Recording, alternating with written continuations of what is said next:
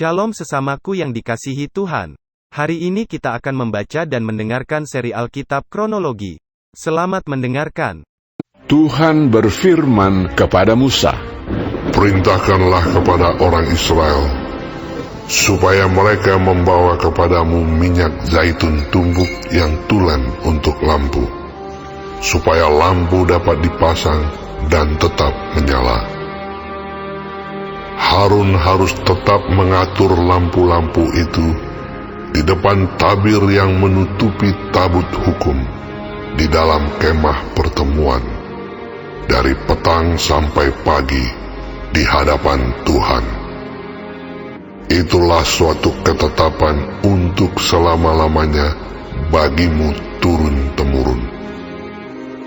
Di atas kandil dari emas murni haruslah tetap diaturnya lampu-lampu itu di hadapan Tuhan.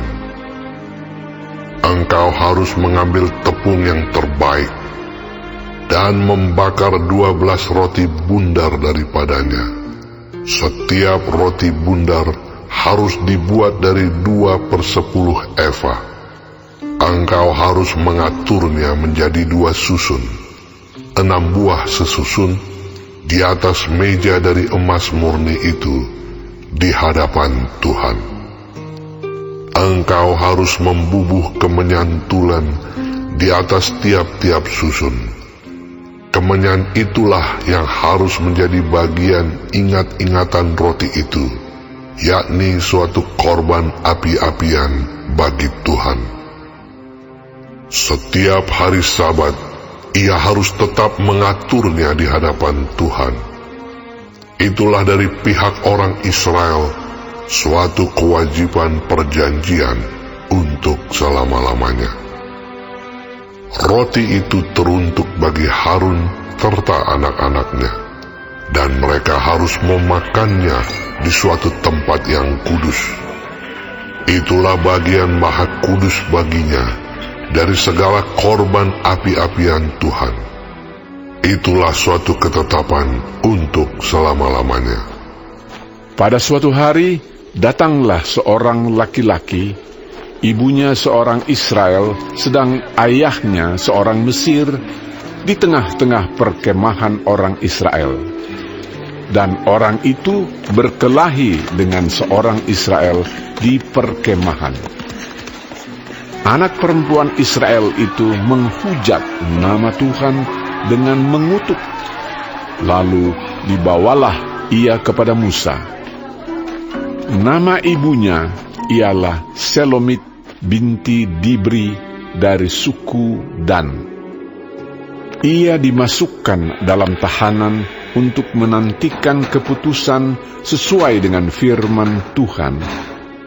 Lalu berfirmanlah Tuhan kepada Musa, "Bawalah orang yang mengutuk itu keluar perkemahan, dan semua orang yang mendengar haruslah meletakkan tangannya ke atas kepala orang itu.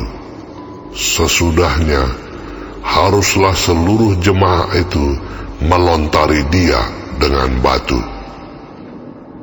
Engkau harus mengatakan kepada orang Israel begini: setiap orang yang mengutuki Allah harus menanggung kesalahannya sendiri. Siapa yang menghujat nama Tuhan, pastilah ia dihukum mati dan dilontari dengan batu oleh seluruh jemaah itu. Baik orang asing maupun orang Israel asli, bila ia menghujat nama Tuhan, haruslah dihukum mati. Juga apabila seseorang membunuh seorang manusia, pastilah ia dihukum mati. Tetapi siapa yang memukul mati seekor ternak, harus membayar gantinya seekor ganti seekor. Apabila seseorang membuat orang sesamanya bercacat, maka seperti yang telah dilakukannya, begitulah harus dilakukan kepadanya. Patah ganti patah, mata ganti mata, gigi ganti gigi. Seperti dibuatnya orang lain bercacat, begitulah harus dibuat kepadanya. Siapa yang memukul mati seekor ternak, ia harus membayar gantinya. Tetapi siapa yang membunuh seorang manusia, ia harus dihukum mati. Satu hukum berlaku bagi kamu, baik bagi orang asing maupun bagi orang Israel asli, sebab akulah Tuhan Allahmu. Demikianlah Musa menyampaikan firman itu kepada orang Israel.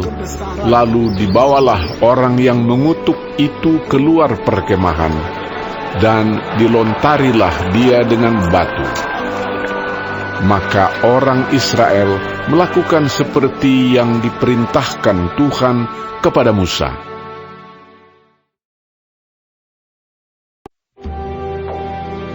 Tuhan berfirman kepada Musa di Gunung Sinai, Berbicaralah kepada orang Israel dan katakan kepada mereka, apabila kamu telah masuk ke negeri yang akan kuberikan kepadamu, maka tanah itu harus mendapat perhentian sebagai sabat bagi Tuhan. 6 tahun lamanya engkau harus menaburi ladangmu, dan 6 tahun lamanya engkau harus merantingi kebun anggurmu dan mengumpulkan hasil tanah itu. Tetapi pada tahun yang ke-7 haruslah ada bagi tanah itu suatu sabat, masa perhentian penuh, suatu sabat bagi Tuhan. Ladangmu janganlah kau taburi, dan kebun anggurmu janganlah kau rantingi. Dan apa yang tumbuh sendiri dari penuaianmu itu janganlah kau tuai, dan buah anggur dari pokok anggurmu yang tidak dirantingi janganlah kau petik. Tahun itu harus menjadi tahun perhentian penuh bagi tanah itu. Hasil tanah selama sabat itu haruslah menjadi makanan bagimu, yakni bagimu sendiri, bagi budakmu laki-laki, bagi budakmu perempuan, bagi orang upahan, dan bagi orang asing di antaramu yang semuanya tinggal padamu. Juga bagi ternakmu dan bagi binatang liar yang ada di tanahmu. Segala hasil tanah itu menjadi makanannya. Selanjutnya engkau harus menghitung 7 tahun sabat, yakni 7 kali 7 tahun, sehingga masa 7 tahun sabat itu sama dengan 49 tahun. Lalu engkau harus memperdengarkan bunyi sangkakala di mana-mana dalam bulan yang ke-7 pada tanggal 10 bulan itu. Pada hari raya pendamaian, kamu harus memperdengarkan bunyi sangkakala itu di mana-mana di seluruh negerimu. Kamu harus menguduskan tahun yang ke-50 dan memaklumkan kebebasan di negeri itu bagi segenap penduduknya. Itu harus menjadi tahun Yobel bagimu, dan kamu harus masing-masing pulang ke tanah miliknya dan kepada kaumnya. Tahun yang ke-50 itu harus menjadi tahun Yobel bagimu. Jangan kamu menabur, dan apa yang tumbuh sendiri dalam tahun itu jangan kamu tuai, dan pokok anggur yang tidak dirantingi jangan kamu petik buahnya. Karena tahun itu adalah tahun Yobel, haruslah itu kudus bagimu. Hasil tahun itu yang hendak kamu makan harus diambil dari ladang. Dalam tahun Yobel itu, kamu harus masing-masing pulang ke tanah miliknya. apabila kamu menjual sesuatu kepada sesamamu, atau membeli daripadanya, janganlah kamu merugikan satu sama lain.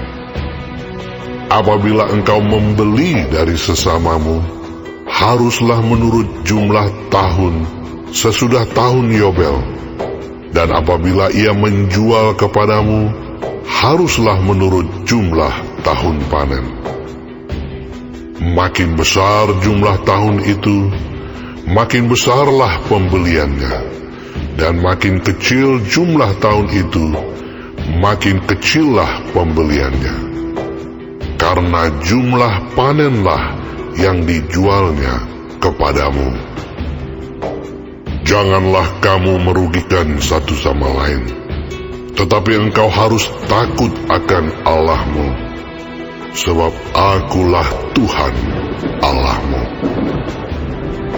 Demikianlah kamu harus melakukan ketetapanku, dan tetap berpegang pada peraturanku, serta melakukannya.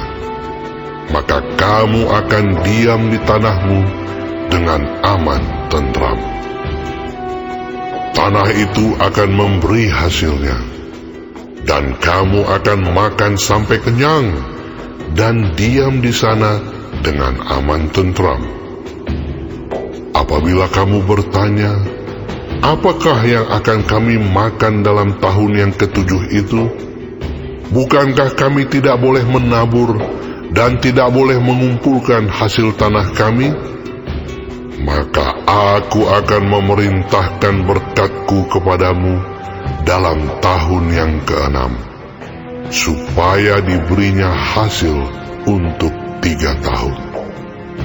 Dalam tahun yang ke-8, kamu akan menabur, tetapi kamu akan makan dari hasil yang lama sampai kepada tahun yang ke-9.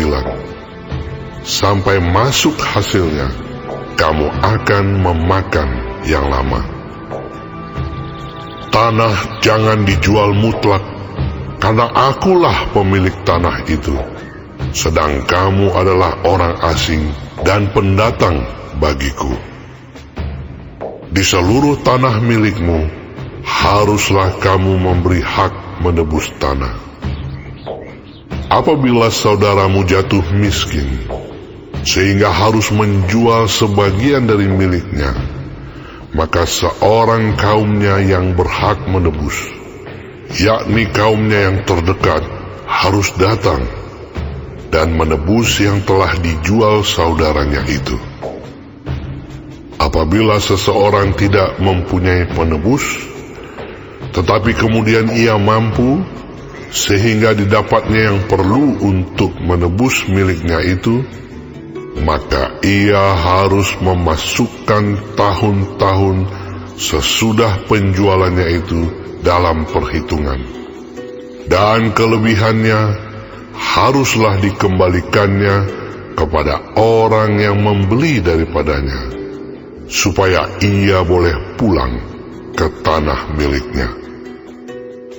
Tetapi jikalau ia tidak mampu untuk mengembalikannya kepadanya, maka yang telah dijualnya itu tetap di tangan orang yang membelinya sampai kepada tahun Yobel. Dalam tahun Yobel, tanah itu akan bebas, dan orang itu boleh pulang ke tanah miliknya. Apabila seseorang menjual rumah tempat tinggal di suatu kota yang berpagar tembok, maka hak menebus hanya berlaku selama setahun, mulai dari hari penjualannya. Hak menebus berlaku hanya 1 tahun. Tetapi jikalau rumah itu tidak ditebus dalam jangka waktu setahun itu, rumah itu secara mutlak menjadi milik si pembeli turun-temurun. Dalam tahun Yobel, rumah itu tidaklah bebas. Tetapi rumah-rumah di desa-desa yang tidak dikelilingi pagar tembok haruslah dianggap sama dengan ladang-ladang di negeri itu. atasnya harus ada hak menebus, dan dalam tahun Yobel, rumah itu harus bebas. Mengenai rumah-rumah di kota-kota orang Lewi, hak menebus rumah-rumah itu ada pada orang-orang Lewi untuk selama-lamanya. Sekalipun dari antara orang Lewi yang melakukan penebusan, tetapi rumah yang terjual di kota miliknya itu haruslah bebas dalam tahun Yobel. Karena segala rumah di kota-kota orang Lewi adalah milik mereka masing-masing di tengah-tengah orang Israel. Dan padang penggembalaan sekitar kota-kota mereka janganlah dijual, karena itu milik mereka untuk selama-lamanya. Apabila saudaramu jatuh miskin, sehingga tidak sanggup bertahan di antaramu, maka engkau harus menyokong dia sebagai orang asing dan pendatang, supaya ia dapat hidup di antaramu. Janganlah engkau mengambil bunga uang atau riba daripadanya, melainkan engkau harus takut akan Allahmu, supaya saudaramu dapat hidup di antaramu.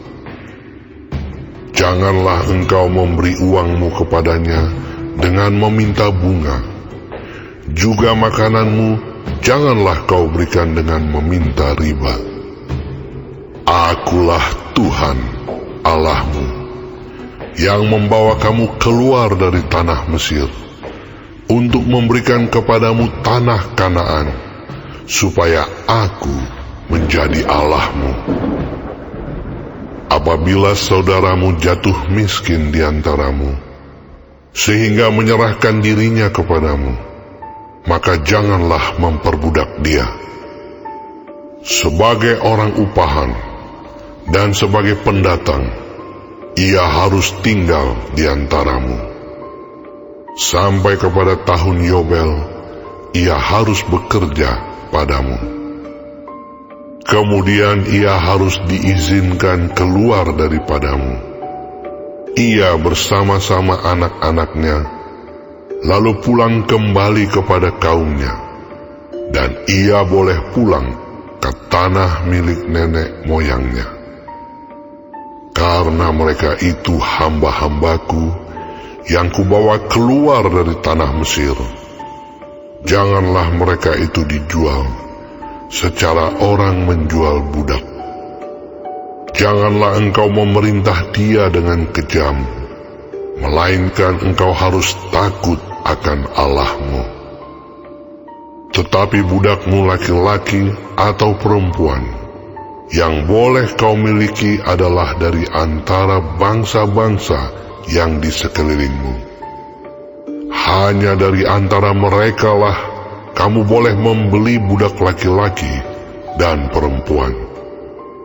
Juga dari antara anak-anak pendatang yang tinggal di antaramu, boleh kamu membelinya.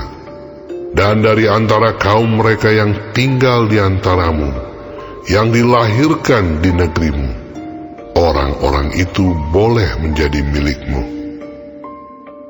Kamu harus membagikan mereka sebagai milik pusaka kepada anak-anakmu yang kemudian, supaya diwarisi sebagai milik. Kamu harus memperbudakkan mereka untuk selama-lamanya. Tetapi atas saudara-saudaramu, orang-orang Israel, janganlah memerintah dengan kejam yang satu sama yang lain. Apabila seorang asing atau seorang pendatang di antaramu telah menjadi mampu, sedangkan saudaramu yang tinggal padanya jatuh miskin, sehingga menyerahkan dirinya kepada orang asing atau pendatang yang di antaramu itu, atau kepada seorang yang berasal dari kaum orang asing, maka sesudah ia menyerahkan dirinya, ia berhak ditebus, yakni seorang dari antara saudara-saudaranya boleh menebus dia. atau saudara ayahnya, atau anak laki-laki saudara ayahnya, atau seorang kerabatnya yang terdekat dari kaumnya, atau kalau ia telah mampu, ia sendiri berhak menebus dirinya. Bersama-sama dengan si pembelinya, ia harus membuat perhitungan. Mulai dari tahun ia menyerahkan dirinya kepada orang itu, sampai kepada tahun Yobel. Dan harga penjualan dirinya haruslah ditentukan menurut jumlah tahun-tahun itu. Masa ia tinggal pada orang itu haruslah dihitung seperti masa kerja orang upahan. Jikalau jumlah tahun itu masih besar, maka dari harga pembeliannya harus dikembalikan sebagai penebus dirinya menurut jumlah tahun itu. Jika waktu yang masih tinggal sampai kepada tahun Yobel sedikit lagi saja, maka ia harus membuat perhitungan dengan orang itu. Menurut jumlah tahun itulah ia harus membayar uang tebusan dirinya. Demikianlah ia harus tinggal padanya sebagai orang upahan dari tahun ke tahun. Janganlah ia diperintah dengan kejam oleh orang itu di depan matamu. Tetapi jikalau ia tidak ditebus dengan cara demikian, maka ia harus diizinkan keluar dalam tahun Yobel, ia bersama-sama anak-anaknya. Karena padakulah orang Israel menjadi hamba. Mereka itu adalah hamba-hambaku yang kubawa keluar dari tanah Mesir. Akulah Tuhan Allahmu.